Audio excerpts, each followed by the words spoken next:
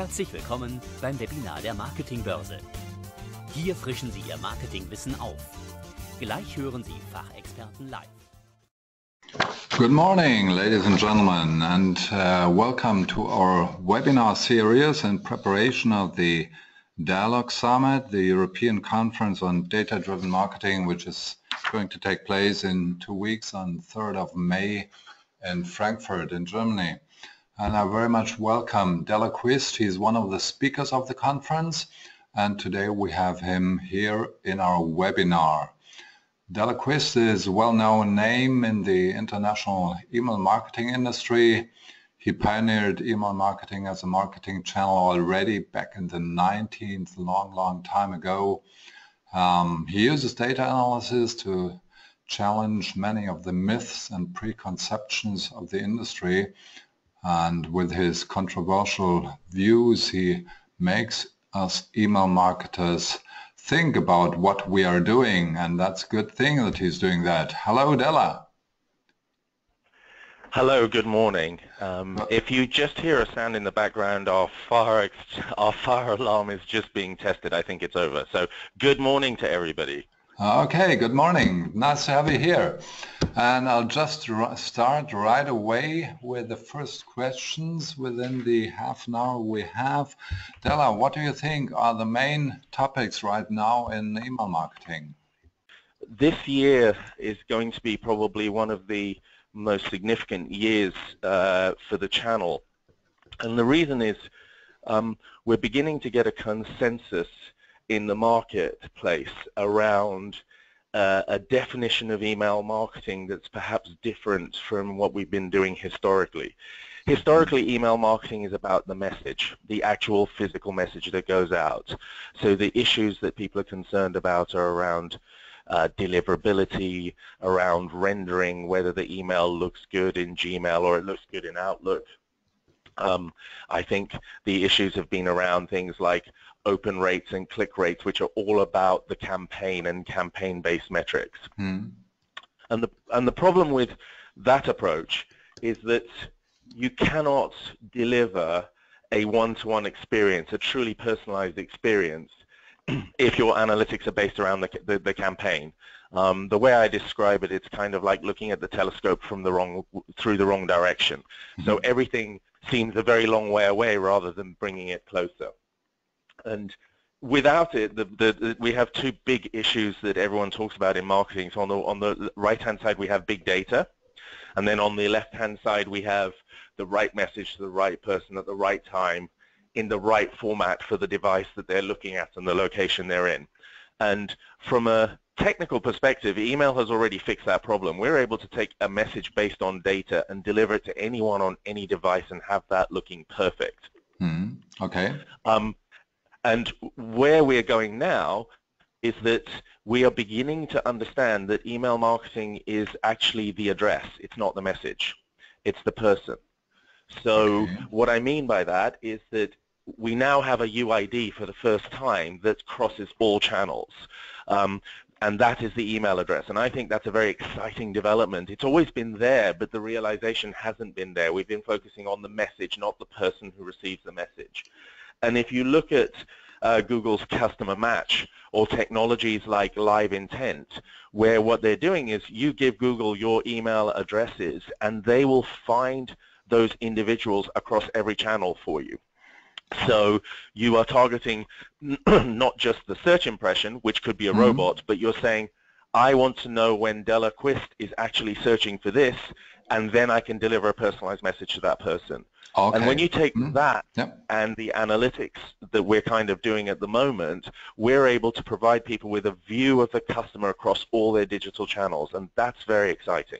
Okay, but nevertheless, there is one difference. Either I need Google or Facebook to get this information, or I have it in my own data system. And the advantage, of course, of email is that I can use my own data system. And what is really new about the aspect that you just said? Because all the time I'm trying to get the right message to the right person by using my data, and click rate is nothing else. I mean, click rate means I have a number of persons I try to contact and try to get into contact with. And of course, my interest is always to have a big click rate to reach as many persons as I can. So what is really new? That's an interesting. So I'm seeing this as new, and I hear what you're saying, and I don't necessarily disagree. I don't agree with click rates because, for example, if you want a very high click rate, then I mean, my joke is if you want 100% click rate, send an email to your mother with a link in it, right? So the smaller the audience, the higher the click rate, and that's one of the challenges and what's been wrong with, in my view, with the way people report and measure their email campaigns is they're going for rates. What's different? Just let me interrupt you. What is really wrong about this? You know, you have a database of 1,000 customers, and if you say, okay, if my message is only relevant for my mother, I send it to my mother. That is 1 out of 1,000. So the thing email marketers have to do to get a right message to the other 999 people, you know. So of course, it's silly to always talk about the click rate, but it's important to have as many contacts to the people you want to have contact with. That is the thing we are trying, and I think we do have some new tools to reach that goal. So I'll ask you, I'm going to flip the question back to you in a second and ask you which tools specifically are you thinking about. But to answer your question, if, say, for the sake of argument, I know that my mother is going to buy cheese today, right? And no, 999 people are not going to buy cheese, okay? And let's say on that day I only send my mother the email about cheese, and I don't send the 999 people anything because I know they're not going to buy cheese today, okay? That's it. Yeah. And let's say that my competitor ignores that rule and sends an email to those 999 people. So the next time someone is going to buy cheese, are they more likely to buy from me who didn't send an email or from my competitor who did? Of course, from your my answer, absolutely, it's the brand impression. Absolutely. So the point I'm trying to make is that the click rates make you focus only on the bottom of the funnel, the conversion points, right? Saying, this is a conversion, I know they'll convert, so I'll send them the message. The competitors using the brand impact of email and sending at the top of the funnel and saying, I'm going to mention Dela's cheese, right? And so that next time somebody is going to buy from me from Dela's cheese simply because of the message, the brand impact of the message. So historically, if you look at click rate and the old model of bottom of the funnel conversion, where you'll end up is a place where you're always assuming that you shouldn't send to anybody unless they're going to buy cheese today, right? Whereas the other model shows you that by showing them a message, even if they don't interact with it, they will buy cheese tomorrow. Absolutely. And what is new is that it's not new, but what's new is the application of something that's always existed. By focusing on the subscriber and using the email address as the unique identifier, I can begin to show that that search term that the guy saw 2 weeks ago, right, made them buy my product next week after they saw also an email and a banner somewhere else. And that's what I'm talking about. And so as soon as you talk about rate, you're talking about the message. The message got 20 opens. As soon as you talk about subscriber, you're saying this subscriber opened 3 times in the last 6 months. And that's the difference. Okay. And so, by the way, I'm interested, what tools were you thinking about specifically when you said the technology and the new tools exist? Simply looking at the 999 who I didn't see, if I have any data within my system and not within a borrowed system or within a paid system, but within my data system, what indications do I have that other people might buy cheese? So maybe I get another 50 people who might buy cheese. They get the email with cheese. or Yeah. I have other products, so the other 900 who are left, 950 who are left, I will try to use my data system to select which product has the highest probability that they will buy it, so everybody gets his message. Yes. So I completely agree, and what you're talking about is bottom of the funnel conversion. It's reacting to a stimulus. It's a very reactive thing to do. What I'm talking about is being proactive and changing people's behavior. So ultimately, marketing and advertising is about making people do something that is good for you and hopefully good for them. It's not always the two. The two are not always true. But in a perfect world, we are doing something that's good for us that's also good for the consumer. And we are changing their propensity to actually do what we want them to do. Reacting means they've already got that propensity somewhere else. Reacting means that email is always after TV. It's always after your brand campaign. It's always after your viral campaign. It's always after your social, and only for conversion. And the point I'm trying to make is that email is actually more effective at driving behavioral change to the benefit of the company doing the marketing than all of those other things that I described. Okay, great. But then you have the risk, and what do you think about that? Then you have the risk that you send too many emails and people might be annoyed by your emails. Let's come back to the point where the competitor writes 1,000 emails to people who don't really want the cheese. So he will annoy these people, and maybe next time your emails have a higher probability of reaching the customer than those from somebody who just sends around emails without thinking about what to send to which person. Yeah. The most important part of that is what people want. So we're taking the cheese example. Dela's cheese. I am only going to operate on an opt-in basis, yes? Of course. So the only way you get an email from me is because you say, I want to hear what Dela has to say about his cheese. Yeah? Okay. That's it. So everybody on the list wants to hear what I have to say about Dela's cheese. Now, let's pretend that I only make one kind of cheese. How many different ways can I say the same thing about one kind of cheese? That's the challenge for people who are not Amazon, okay? And the answer is, what marketers do is repetition, okay? So let me give you an example. I'm deliberately picking a German brand. Let's say Kinder Surprise, okay? It's a global brand. I have never eaten Kinder Surprise because you know, the last time I ate it, I was probably a very small child. It's of no relevance to me, right? But yet on television, I still see those ads. I don't go and destroy Kinder Surprise eggs when I see them in the supermarket. I don't go and tell my friends, oh my God, Kinder are being totally irrelevant because they're advertising on television and I just happen to see it, right?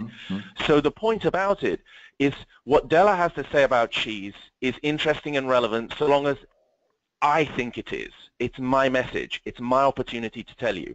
And clearly, you have to make as good an advertisement as you can, which you would on television, yes? Clearly, when I'm sending an email about Dela's cheese, which is effectively buy Dela's cheese, buy Dela's cheese, buy Dela's cheese, buy Dela's cheese, buy Dela's cheese, I have to make it creatively as good as possible. I have to make a story around it in my narrative, and I have to make it as appealing as possible. But what I cannot do, and I never want to do, is have a situation where everybody reads every email that I send. Okay. It's pointless.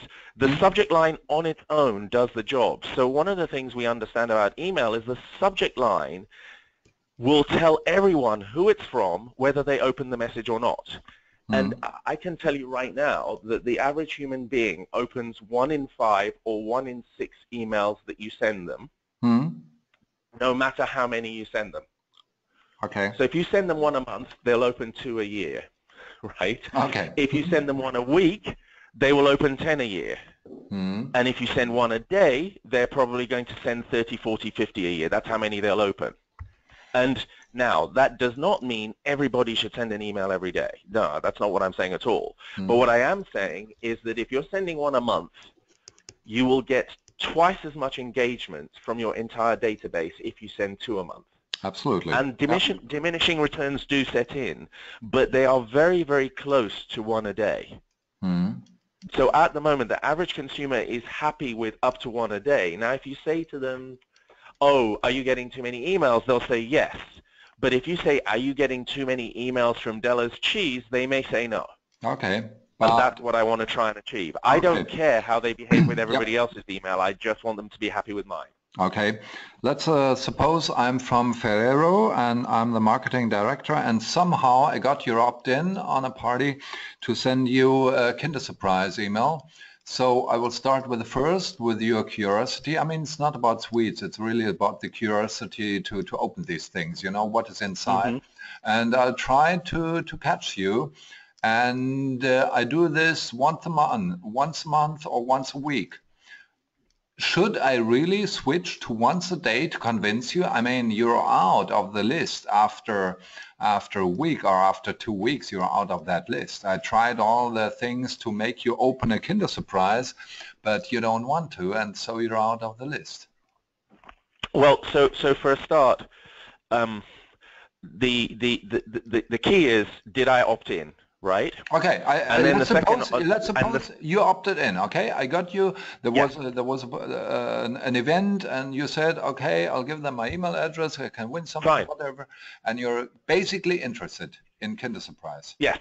And so the first thing that happens is, if you have a good welcome program and a good onboarding program, the first interaction and the first email they'll get is hours and not more than a day or 2 before they signed on. Right? Okay.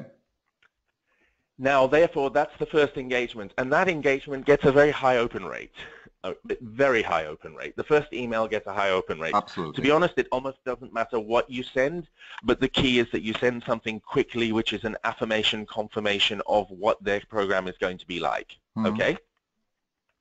Now, there's high engagement for the first few weeks, and then the engagement goes lower and lower and lower. And when someone has been on the list for a long time, they will be less engaged than they were at the beginning. Absolutely. And there is nothing we can do.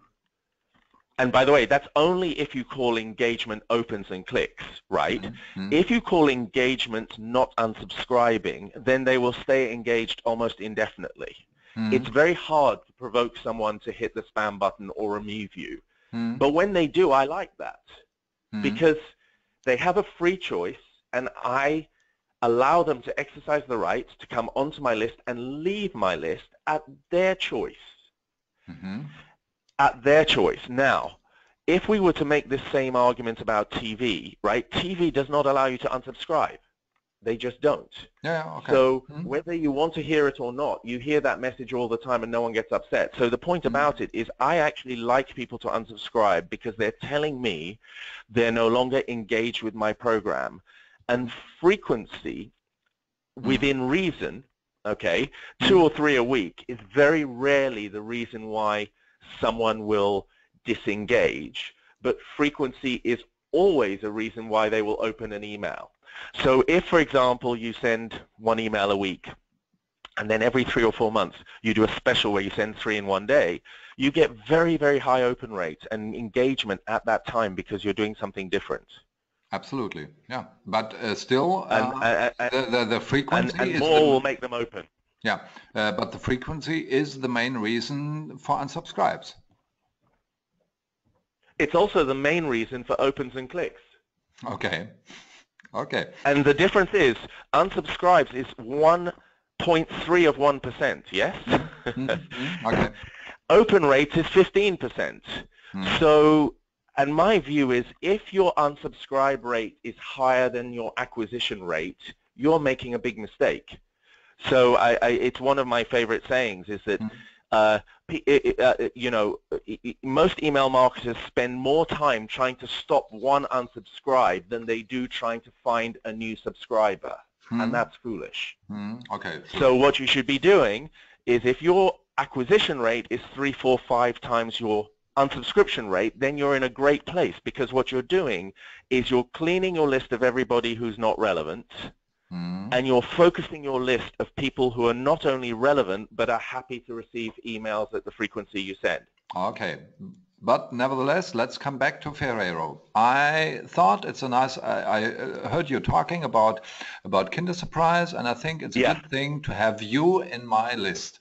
I have I have nice emails. They're great. They're fantastic. Everybody opens them, but I shouldn't send them daily or not even twice per week, because it's too much for that brand, because the brand involvement is not as high. So did I sign, this is the point, this is where I'm getting confused. Let's take Ferrero. If I did not sign, then the number of emails you should send me is 0. So I signed. I went to Ferrero's website and I signed for whatever reason. Either you were on the website or they had a point of sale. They were in the supermarket at the point of sale. Cool. And they had a great event there, and you said, oh wow, they're funny and it's a good thing, and I will subscribe. There's I have to open 3 emails. They have a nice welcome thing. Everything is going good. Okay, until after 2 months you decide, okay, the frequency is too high and they're not as relevant for me. If it's once a week, it's okay, but not more. What do you think about that? Well, what I think is it's a numbers thing. Yeah. So, if Ferrero do send one email, let's say that Ferrero send 1 email a week, okay? Yeah. And their unsubscribe rate is 0.3 of 1%, yeah? Yeah. Okay? And let's say, and their open rate is 12%. Okay, and they've got 1,000 people on their list. Okay. Now, let's say they double it now to 2, okay? And now, let's say the unsubscribe rate goes up 3x, okay, to 1%, okay? Yeah. And let's say the open rate comes down by maybe 2 or 3%. So now their open rate is 10%. Yeah. Yes? Okay. So now they have a total opens of 200. And the unsubscribed has gone from 3 in 1,000, okay, to 10 in 1,000. Absolutely. And that's not a reason to stop sending 2 times a week, because you've gone from 3 to 10 in 1,000. When your total opens has doubled to 200, your revenue has gone up by 40–50%. Absolutely. And you use some of that money to acquire new names. That's what you do. Absolutely. So it's a numbers game. Yeah. And I focus very much on the big number and not on rates. But if I was someone else, I would go, my unsubscribe rate has gone up 300%. My open rate has gone down 30%, right? And I'm going to ignore the fact that instead of 100 opens, I got 200 opens. I'm only going to go at the rates. Then I would say this was a disastrous strategy and I have to stop. But if I look at the numbers and say my unsubscribes moved from 3 to 10, and my opens moved from 100 to 200, and my revenue went up by 50%, wow, that's a very successful strategy. Okay. And the debate in email, which has been a challenge for a long time, and this is why I'm so excited about the UID, and I know you were less excited by that. The debate in email is the difference between people understanding what individual subscribers do, right? And open rates and click rates. Open rates and click rates make you go blind, right? Total numbers make you open to possibilities. And the point I was trying to make about the UID and the email address is now I can see that this guy who's not opening my email is visiting my store, or is using my app, or is interacting with me on search and is looking for me. That's what I'm seeing that's really exciting, because it's taking the argument away from the people who use rates to make themselves look good at the expense of the business argument and the business logic, and the people who use numbers and say this is really driving my business. And 7 unsubscribes in 1,000 is a very small price to pay for 100 new opens. Absolutely, absolutely. I agree with you, all your the things you are saying, but I will come back to me as marketing director of Ferrero, and I'm not the only one, because let's assume that due to the things you are telling about email marketing, we will convince many people to do more email marketing and to collect addresses, to collect opt-ins actively. That means in the store, in the supermarkets, there will be more activities collecting email addresses. So it's not only Ferrero, but it's the others also. And I want to ask you, I think it's a very nice thing that during this webinar you mentioned the name, so it's a surprise. So I want to keep you as a subscriber of my emails because you're an advocate, you're an influencer. I want to keep you, but I don't keep you if I have you at a high frequency. Okay, so you. But you don't know what the high frequency is. And this is the point. We're arguing in abstract. Okay. We're arguing in abstract. Now, if you turn around and say, Dela's an advocate, I'll tell you straight away, Dela will take more email than if Dela is not an advocate, right? So the irony is, the advocates are far more tolerant of email than the people who already hate you. Okay. And this is the challenge. We give the person who already doesn't like you the same power as the person who loves you. Okay. Right? Okay. And that, to me, is foolish. We should not be giving that person the same power. We should be saying, I'm going to drive you off my list because you don't love me. Right? And the irony is that familiarity, you saw my presentation, aspects of my presentation last year. The reason why brand advertising is all about repeat is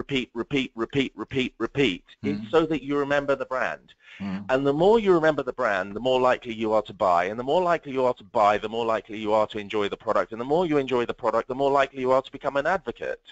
Okay. In TV, this is the principle. In press, this is the principle. In media, everywhere, that's the principle. And in email, everyone goes, that's not the principle, it's the reverse. And that is not true. I've never seen evidence that shows that your advocates will hate you so much that they go away because you're sending 3 emails a week. Of course you can be stupid, right? Okay. You know my rule, hashtag DBS, which can either be hashtag don't be stupid, or it can be hashtag do be smart, right? So I'm going to take the positive, hashtag do be smart. Okay. Of course it's possible to really destroy your list by being crazy, right? But brands don't do that. And moving from 1 to 2 or 2 to 3 emails or even 2 to 4 emails is not crazy if you do the investment. And if it was television, does that make sense? The best commercials are repeated a lot. They don't change them that much, if ever at all, and they don't personalize them. But what they do is they say, this is going to be on, 5 times a day, 20 times a day, 100 times a day. So the production values are better when you're doing a higher frequency than the production values when you're on a small channel at 2 in the morning in the middle of the night. Okay. Dela? And so so you have to do very well on your production in order to make people appreciate your frequency. Absolutely. But I have one problem. The time is nearly over, and most of my question I didn't ask you, but I have to ask you one thing, the data thing, okay? You have a high frequency, so it's good. You have a lot of touch point, and of course you need to collect data. So what do you say about the data marketing in the background? What are the main aspects which we have to think of? Okay, and that's the whole point of the presentation. The frequency is just to drive data collection. That's right. Yeah, great. Because without data, you cannot do any personalization at all. And the more data you have, the more personalization that you can actually do. So the whole point of where is the data is, first of all, I'm going to show exactly what you do when you do have the data, and how you optimize and how you deliver the right content to the right person at the right time. I'm going to talk about that, and also how you tie in the device and make sure that that process is completely seamless. But the other side of the equation is generating more data to do that. And again, one of the things I'm famous for saying is you can't engage with an email you didn't get, right? So if you want more data, you can either go outside and buy data from somewhere else or try and get your store data into your email program and everything else, but you're ignoring one of the biggest drivers of data generation. And as you know, the click rate on a banner is under 1%. The click rate in an email is 5%, 10%. So every email you send is many, many times more powerful as a data driver and a data generator than anything else. And I look at both what people do, as in an action, but I also look at inaction. So if someone doesn't do something after they see it 4 times, that's telling me a message that's almost as important as when they do something. So both positive and negative interactions with the email generate knowledge and data, which drives better and better and bursts of personalization, which ends up with every email going out being more relevant to the person who receives it. That's it. And so going back to Ferrero or Kinder, whenever I see, if I'm Ferrero and I send an email and I notice that they don't open on the subject line that says Easter, for example, something maybe tells me that this person maybe doesn't celebrate Easter or isn't a Christian because they're never interested in Easter. And I will then feed that data back into my campaigns so that at a time of year that is non-religious, does that make sense, I'm now increasing my efforts because I know this individual is not interested at a certain time of year. And the reverse is also true. So the data is critical to personalization, and without data you can't personalize, and without frequency it's hard to generate more data in which to use in your campaign. What do we do with longer inactivity? Or if we don't collect any data? Observe them in other channels. Yeah. Observe them in other channels. So one of the things we've observed many times is that when you send an email and you look at sales immediately after the email is sent, you are driving sales from people who didn't open the email because they got the email from Ferrero, okay, and it says, you know, yummy chocolate, have a yummy chocolate snack for your lunch break, okay? Then I'm now walking in my lunch break and I'm in the street and I just see a snack a concession stand. I see the Ferrero, I buy it.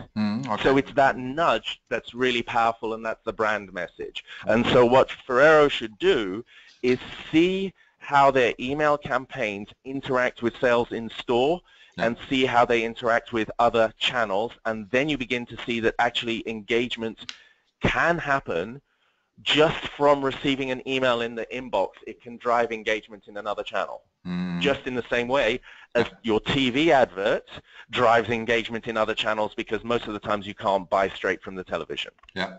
What brands are excellent with respect to data collection omni-channel? Not as many as you'd like to think. That's a problem, Yes, it's a really big problem, because, and the reason for that is because they are not, almost all, you mentioned 900, 1,000 different marketing automation providers. It's a ridiculous number. All of them provide reports that are campaign-based, all of them. Very, very few provide you with subscriber level data. And that's the challenge, and that's why omni-channel marketing is not happening as well as it should. So at the moment, what we have to do for our clients, and what I would recommend anyone do, is they have to bring the data together under one umbrella. This is the umbrella of the individual subscriber. They actually have to do that either manually or with a third-party supplier, and that's something that we do for our clients. We provide them the ability to tie data in from all channels around the email address, and now they're beginning to see, let me give you an example. If you know that your email is making people search for your brand, you should bid lower for your paid search when your email goes out. Okay. Because they're already going to search for you, yes? Okay. And maybe you should bid higher when your competitor's email goes out. Why is no one doing that? No one is doing it because they cannot tie their email activity with their search activity.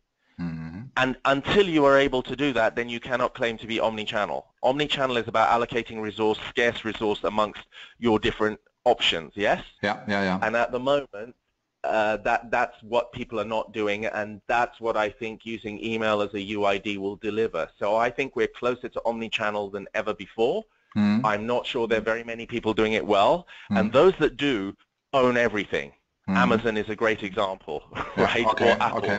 Yeah, They okay. own the entire channel, and because of that, they can see the activity from one to another to another to another. Okay. So there's no example And from they're the the only UK. one. I thought you have an example from the UK where we Germans can look at this company. Are there any names in UK where you say, okay, they are better than the others? As I say, the only who do it are global companies that own everything. So Okay. Apple and Amazon are probably the best omni-channel marketing organizations that exist. Yeah. Okay. Okay, well, last question. What are the biggest challenges for email marketing in the future? What do you think? Or the biggest challenge in the future to get this It's still solved? around resource. It's still around. It's still around resource. So Okay. getting enough budget to do the cool stuff. Having said that, the biggest challenge in order to free up the resource, automation capabilities of most of the platforms now is very, very good. Much, much better than it was 5 years ago. But still, too many email marketers are doing manual processes when they're doing their email every day or every week. Yeah. And so the biggest challenge is to find the time today to automate your campaigns to give you thinking time and space and resource to be clever tomorrow. And if you're running very, very hard to stay in one place, then you will find it very difficult to do anything about it. So the biggest challenge for email marketers is to create the time and space today to make tomorrow better. Wow, that's a great answer. Thank you very much. Dela, it was wonderful to have you here. It was wonderful to talk to you. Thank you. I hope, as I say, you have a habit of bringing out the passionate Dela rather than the calm, reflective Dela, who's generally not around, but I was hoping you'd see him today. Okay, so we can see the calm Dela in 2 weeks in Frankfurt. Thank you very much. Absolutely. Thank you. Okay, bye-bye. Sie hörten ein Webinar der Marketing-Börse. Unter www.marketing-börse.de können Sie jede Woche live dabei sein. Für nur 14 Cent pro Minute haben Sie die Chance, mit den Experten persönlich zu sprechen. Melden Sie sich gleich zum nächsten Webinar an. www.marketing-börse.de